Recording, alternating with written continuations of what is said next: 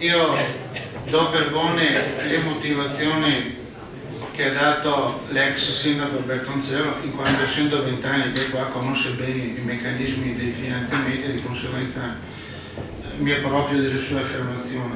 Però faccio alcune considerazioni. La prima, quando un'amministrazione comunale è partecipe o partecipata a queste amministrazioni che poi dovrebbero camminare con le proprie gambe, sarebbe bene che quando lo si vuole mettere in piedi si cerchi quanto minimo di valutare che nel futuro dovrebbero camminare con la propria autonomia, o meglio che non continuino a gravare sulle casse del comune, fin dove è possibile.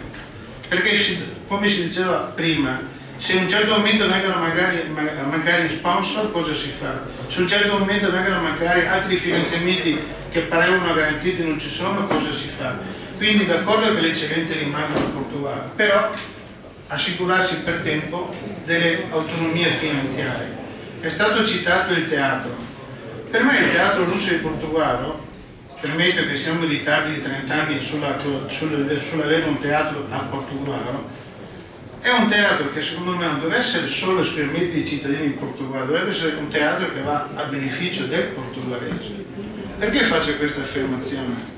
Perché mantenere un teatro di così fatta struttura e di così con tanta capienza ci sono costi assai esorbitanti, e siccome sappiamo che ci sono teatri ormai prendendo così il compasso si fa un circa 20 km, ce ne sono a distanza di 20 km su tutte le località, San Vito, Latisana, San Stino, Bordenone, cioè ormai tutti hanno un teatro, l'utenza e il periodo è sempre quella, è difficile che si possa mantenere un teatro con la sola partecipazione.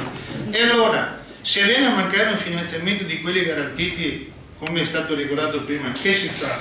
Si mette al bilancio del comune le eventuali spese di compensazione, di pareggio di bilancio. È stato fatto una previsione con altri comuni, perché io lo considero assolutamente un teatro del portoghese e non assolutamente un teatro di Portogruaro. E cito soltanto e chiudo una mia conoscenza diretta. Da giovane amministrazione in un comune qui vicino abbiamo fatto un teatro che qualcuno ha voluto puntualizzare in maniera pignola, auditorio, io lo chiamo teatro, e mi ricordo che a ogni fine anno il comune metteva le manine in tasca per ripianare i costi di gestione.